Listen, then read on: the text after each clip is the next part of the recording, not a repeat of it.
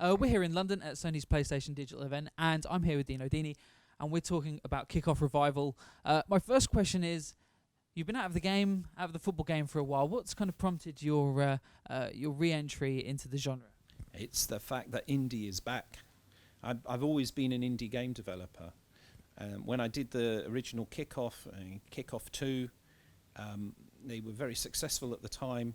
Maybe people don't realise, but it was actually very much independent job. I mean, I did all the programming, all the design. There was an artist that was provided by the publisher, so I had some assistance. But basically, it was like, the question of what my job title is. Back then, it was making a game was like being the author of a book.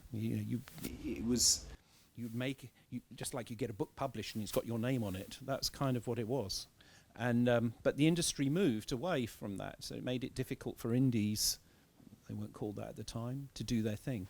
But now in the last few years, it's wonderful to see that indie is back, and it is back in a big way.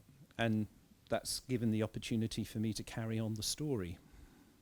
Okay, so we had a go on the game earlier, and the thing that we kind of took away from it was the refreshing simplicity of it. It feels very stripped down, very kind of true to its original roots. What can you tell us about the design process and the reason why you've kind of decided to kind of go with that simplicity? Well, it's being true to the original concept, which was to take the ball and the player and craft the relationship between those two things, to make a game where skill is the thing that counts. The more that you put into the game, the more the game will give you back. And it's the same thing with, many things that people like to do is based on skill, or some element of practice, of refinement, of improving the way that you play. Musical instruments are like that. So when I was doing the original game, that's what I wanted to do, was provide ingredients that would allow people to express themselves by actually playing the game. And to some extent, that's been a little bit lost in the recent, the last 20 years or whatever. It's good to see now that, the Rocket League, people have said that all day. They play the game and they talk about Rocket League. Because with Rocket League, it's the same kind of idea, isn't it? It's like the more that you practice the game, the more that you put into it, and the better you get, and you feel like you're achieving something. You could say, well, it's just a game, but then the musical instrument's just a musical instrument. Why do people want to play better on the musical instrument? For me, that's what video games is about. That's what I'm trying to do, and was what I tried to do, 20 years ago. And so I've got the opportunity now to bring it back, and we call it Revival. I think is more being revived here than just a football game. I don't want to sound pompous, but I think we are seeing that there's a revival in general of this type of game, and I would like to help to bring that back, because that to me is what video games are all about. You talk about revival, you talk about kind of other games of a similar ilk. We've just had Rocket League, which is a game that you've kind of mentioned. You've got Sociable Soccer's in the works as well. It feels very much like we're kind of almost getting a rejection of the overly complicated. That sounds like a criticism, and I don't mean it to be, but it feels like we're getting a rejection of kind of some of the things that we've kind of become very used to in recent years, and we are kind of going back to a more streamlined, a purer, more arcadey experience, especially with these kind of sports games. Well, I think you have to think, the very first video game was Pong. It was a skill-based game. Let's be honest, there are many different kinds of video games, and I'm not excluding every other kind of game that's out there. I love Journey, and Journey isn't really a skill-based game. So there's room for all kinds of stuff, but I think it's a mistake to forget the roots of video games. And I think it was inevitable that at some point we would see this returning, Why has it taken so long? I think the industry got a bit distracted with production values. They wanted to make more of a spectacle. They wanted to have more of a wow factor, But for me, it's about a player getting in the zone. They're in the moment as they play the game.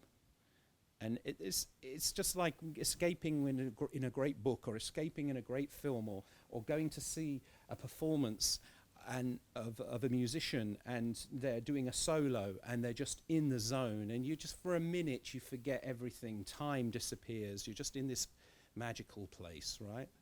And games can do that, and I think there's a desire for that. And when we look at, without mentioning names of other games out there, I don't think they provide that. A lot of games that we see, mainstream games, AAA games, have forgotten to do that, in my opinion. Okay, let's talk about the football for a bit, because, at its heart, this is what it's all about. It's about sticking the ball in the back of the net.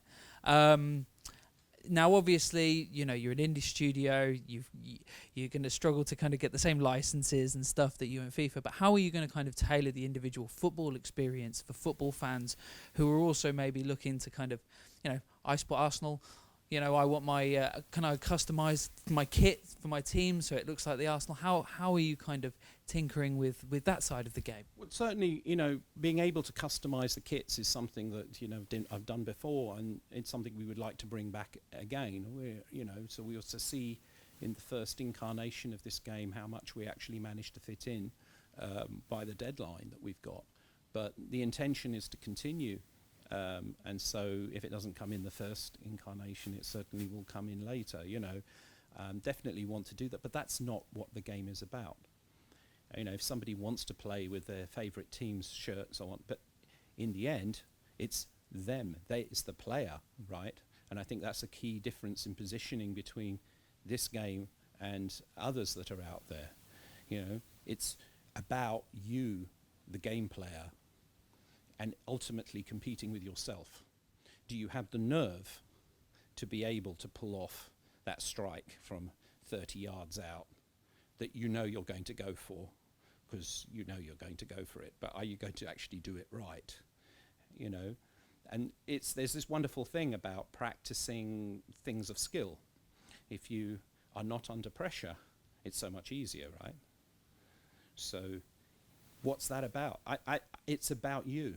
It's about you putting the work in beforehand, having the dedication, and then when it comes to it, having the steady nerves to actually deliver. And when you do, it's a great feeling. It's about you, not about the team you support. So, yeah, we can put the dressing, and that's great, because people like to do that, it's fine. But in the end, it's not about this football team or that football team, it's about you. Okay, so talk to us about the control scheme, because it's very, very simple. How have you kind of implemented this? And for people who maybe have never played any of the originals back in the day, because you're appealing, you can be appealing to a whole new generation as well as some of us who were around to play the first round of games. What can you tell us about the control scheme and the way the game will actually play? Well, first of all, sticking to the original constraint of the original game, there's only one button and one stick. So you don't need to think about the controller. You put your thumbs where you want to put them, and that is actually part of what I want to have happen, is that the controller disappears.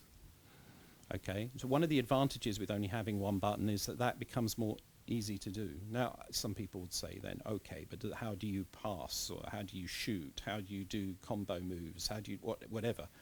So there's sufficient work put into the mechanics, the physics of movement of the ball, the way the ball interacts with you, that it's possible to get a lot of depth and a lot of control out of the ball with just one button and one stick. And I made a deliberate choice during development. An earlier version of the game had 2 sticks and 2 buttons, but I decided to switch back to the purity of the original idea, which was a challenge, but 1 stick, 1 button, and it feels in the end just like you and the ball, right? And then you know what you want to do, and when you've practiced, you'll start instinctively doing the right kind of gestures on the stick to be able to achieve the effect you want on the ball.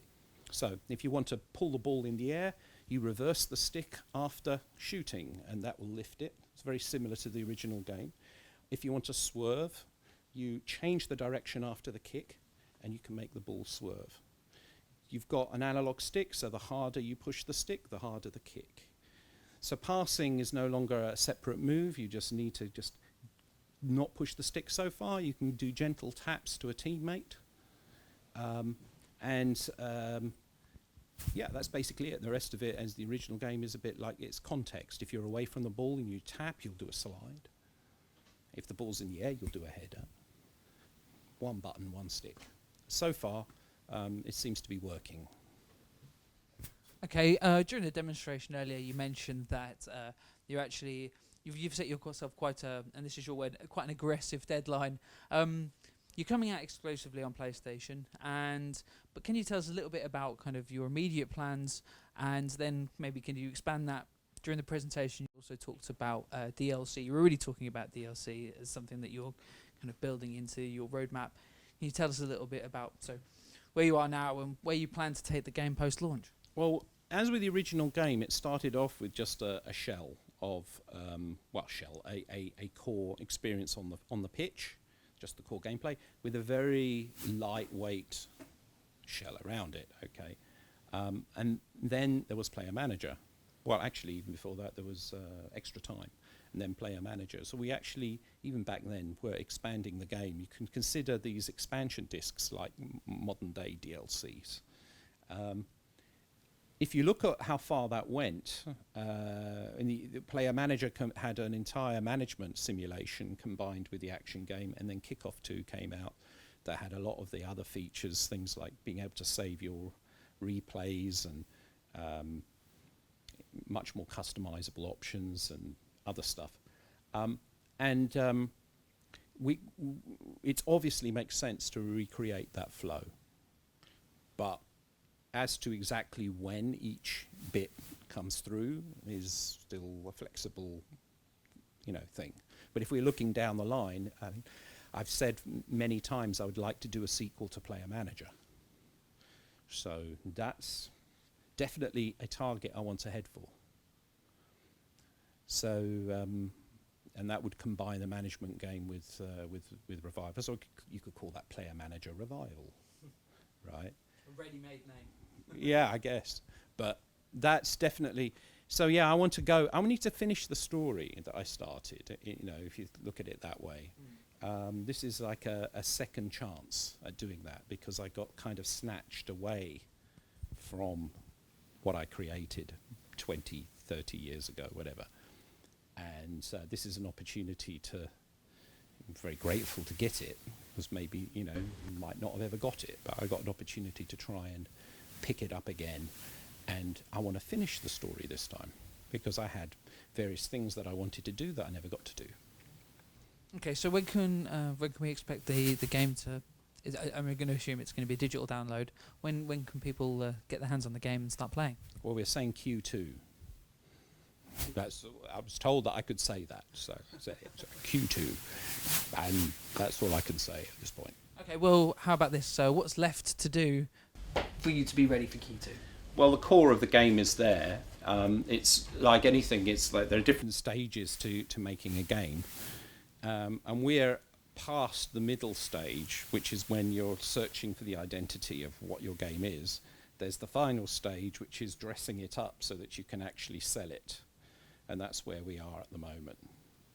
So we've got quite a bit of work to do there, but I'm confident that we will be able to ship something that will be very fun for people, but I can't give an exact date. We're just saying Q2 at the moment. Okay, well, we look forward to seeing what you do ship. Yeah, thank you. Cheers. All right.